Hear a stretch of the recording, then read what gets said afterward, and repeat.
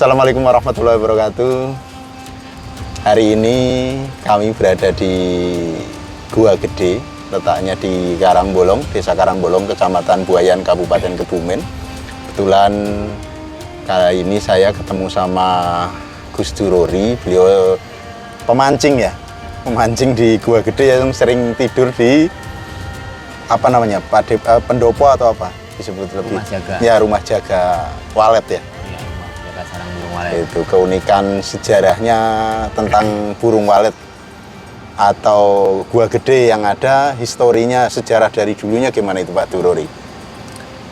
Jadi kalau kita mau ngobrol tentang sejarah Gua Gede itu lumayan lama sih Mas. Iya. Itu sejarahnya dari zaman kolonial dulu mungkin ya. Iya. Jadi dari zaman sebelum kita merdeka, Iya. zaman kerajaan. Betul. Cuman bukan kerajaan Karangbolong, karena Karangbolong tidak ada kerajaan. Betul. Ini berawal dari zaman kerajaan Mataram Solo. Ya. Jadi di mana dulu di Mataram Solo itu ada seorang permaisuri yang sakit dan hampir semua tabib ataupun dukun ataupun yang kalau sekarang disebut dokter Di kerajaan itu di ya? kerajaan tersebut atau di wilayah kerajaan tersebut ataupun dari beberapa yang dicari dari beberapa tempat itu tidak ada satupun yang berhasil menyembuhkan sang putri. Jadi sang putri atau sang permaisuri tersebut tetap sakit tergeletak hingga sang raja itu bingung harus menggunakan apalagi harus berikhtiar dengan cara apalagi untuk menyembuhkan sang permaisuri. Hingga satu malam beliau bersemedi mencari petunjuk untuk bagaimana bisa menyembuhkan sang putri. Beliau kemudian dalam semedinya itu mendapatkan petunjuk bahwa sang permaisuri bisa disembuhkan dengan jamur yang tumbuh di atas karang. Lantas beliau bingung, jamur yang tumbuh di atas karang itu di mana? Padahal wilayah Surakarta tidak ada karang. Tidak ada karang. Ya. Iya. Beliau bingung untuk didapatkan memang karena petunjuknya kan hanya sesimpel itu. Hanya sesimpel itu ya. Kemudian dalam kebimbangan beliau berjalan-jalan di sekitaran istana. Dan saat beliau berjalan-jalan di sekitaran istana tersebut, beliau itu melihat ada satu sinar yang melintas. Cahaya yang melintas. Sinar yang melintas di wilayah istana dan kemudian setelah diikuti itu masuk ke dalam salah satu tubuh prajuritnya atau tubuh punggawanya. Punggawanya, punggawa kerajaan. Hingga beliau berkesimpulan bahwa berarti ini salah satu petunjuk agar prajurit saya titahkan untuk mencari jamur yang tumbuh di atas karang tersebut. Hingga dibangunkanlah prajurit tersebut. Hei mas, bangun mas, Ya, sudah pagi. Ya. Mungkin seperti itu kan analoginya. Setelah dibangunkan, sendiko dawuh Gusti kepripun nih. Bagaimana kalau kamu saya tugaskan untuk mencari obat untuk sang permaisuri yang sedang sakit? Sendiko Gusti dawuh. Sendiko dawuh Gusti, saya siap. Dan secara singkat kata, sang punggawa tersebut berangkat karena ada sedikit bisikan untuk melangkahkan kakinya ke arah di mana matahari tenggelam. Berarti Ke arah barat. Ke arah Ya. barat ya. Singkat kata, berangkatlah sang punggawa mencari obat untuk sang permaisuri Ke arah barat. ke arah Sampai, barat. Iya, sampai di wilayah Dukuh Waluh di Kecamatan Puring, beliau bertemu dengan seseorang petani yang dalam perjalanannya mereka ngobrol bersama kemudian menjadi teman, namanya Sanglar. Sanglar. Iya.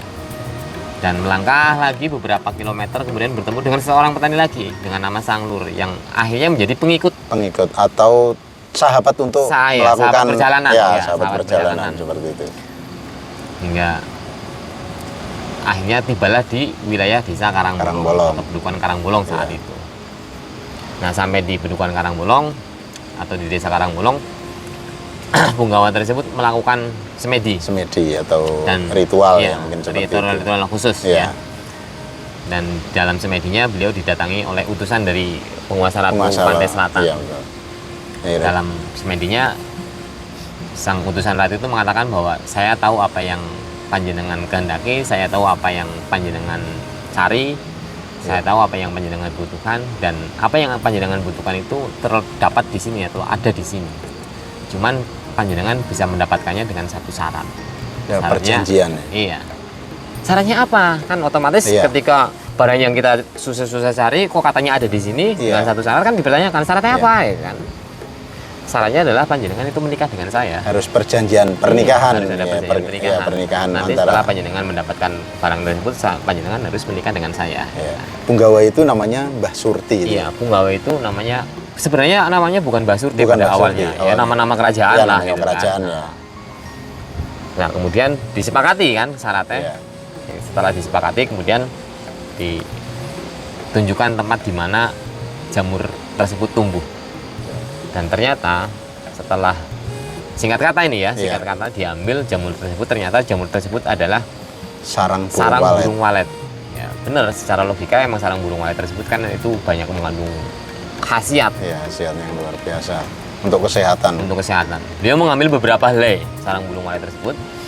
Kemudian setelah berhasil dibawa pulang kembali ke kerajaan Mataram di Surakarta tersebut dan diberikan kepada sang permaisuri, kepada sang raja untuk diberikan kepada sang permaisuri. Ya. Dan terbukti setelah sang permaisuri memakan sarang burung walet tersebut, sang permaisuri sembuh dari sakitnya. Lantas setelah sang permaisuri sembuh, karena beliau sang punggawa itu masih punya perjanjian di sini di Karangbolong. Ya seperti itu. Beliau meminta izin kepada sang raja untuk kembali ke wilayah Karangbolong menepati perjanjian. Gitu. Akhirnya beliau menepat di Karangbolong dengan menggunakan nama Surti. Ya, Surti itu seorang laki-laki ya. Surti itu seorang laki-laki, agar beliau bisa lebih membaur dengan masyarakat setempat. Iya, dia menggunakan nama lokal, nama lokal ibarat nama. Iya. Betul. Karena dan terjadilah pernikahan itu, ya pernikahan gaib yang mungkin tidak bisa kita saksikan dengan kasat mata. Ya. Betul. Ya. Kemudian beliau menguasai atau berada di wilayah sini dan mengelola gua tersebut. Karena gua tersebut kan terdapat komoditas sarang burung walet. Iya, betul. Mungkin bisa dijual atau apa? Betul. Bisa dijual atau ditukar tambah atau apa kan zaman-zaman dulu. Ya kolonial mungkin, bahkan mungkin cara sekarang diekspor lah ya. Diekspor mungkin seperti itu ya. Nah, karena Mbah Surti adalah bukan penduduk asli Karangbolong, ada salah seorang penduduk asli Karangbolong yang kemudian merasa iri. Pingin menguasai gitu. Pingin menguasai loh. Itu Mbah Surti kan bukan orang sini asli, gitu, pendatang. Kok bisa menguasai komoditas yang luar biasa di sini? Yang gitu, mahal. Kan? Yang mahal. Timbul kecemburuan.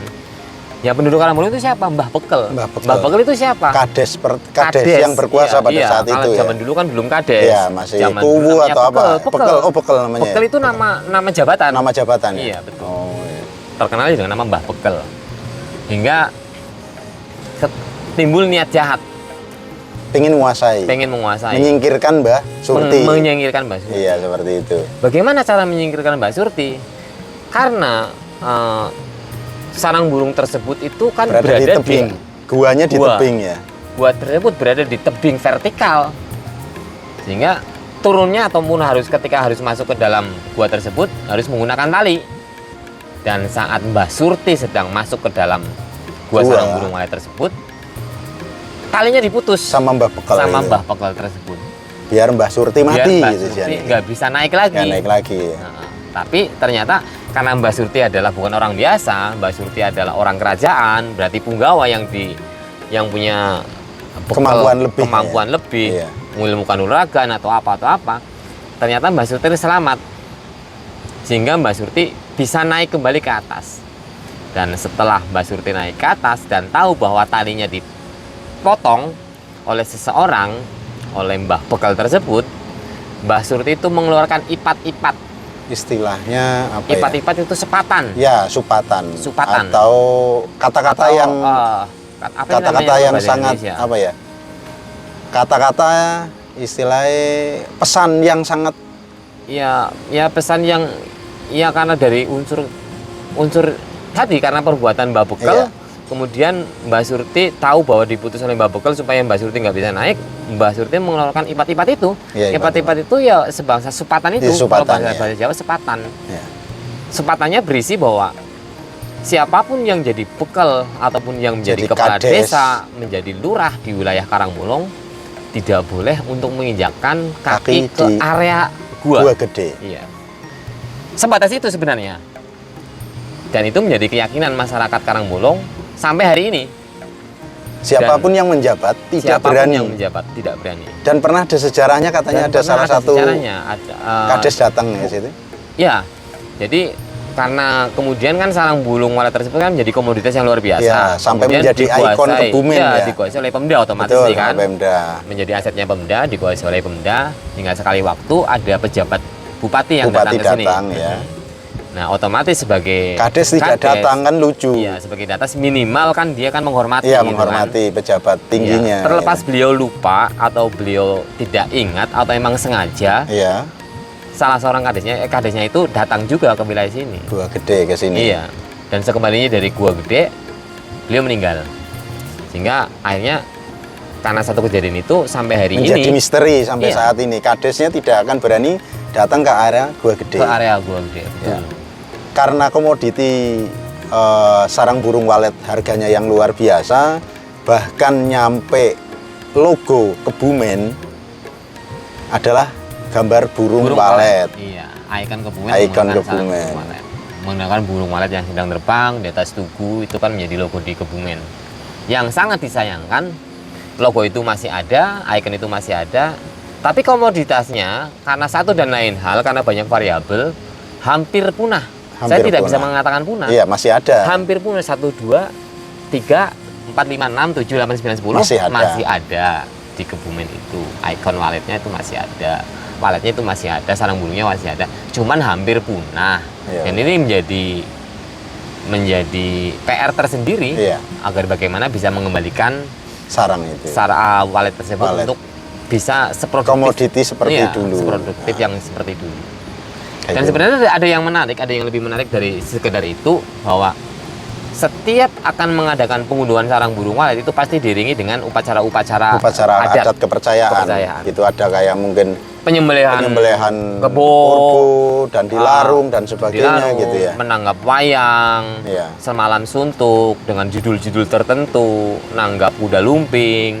Dan itu ketika sekarang di era modern, Iya. era pariwisata, sebenarnya itu bisa dijadikan sebagai annual event, Iya, untuk sebagai event. seperti Sejarah lah ya. festival, Festival, seperti ya, festival, betul, Seperti festival. kalau kita melihat di Dieng kan ada DFC, Dieng Iya, Culture Festival. betul. Tidak menutup kemungkinan di Karangbolong tersebut dari kegiatan yang emang bukan diadakan tapi emang Dan sudah memang ada dari sudah ada dulu. sejak dulu kita Iya. hanya melestarikan ini Hanya ada melestarikan dan kemudian kita kemas menjadi sebagai festival gitu. Sebagai budaya. kultur, jadi Iya, budaya. Ini yang betul. menjadi daya tarik untuk teman-teman yang di pariwisata. Betul. Ini untuk menjadi dukungan penuh dari pariwisata. Mudah-mudahan ke depan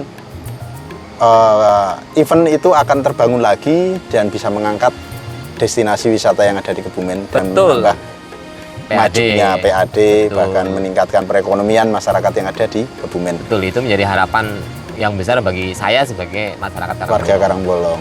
Oke, terima kasih sekali Mas Surori percakapan kita dan sejarah historinya Karangbolong. Mudah-mudahan bisa bermanfaat. Ini merupakan sarana untuk menyampaikan ke pemirsa seperti itu.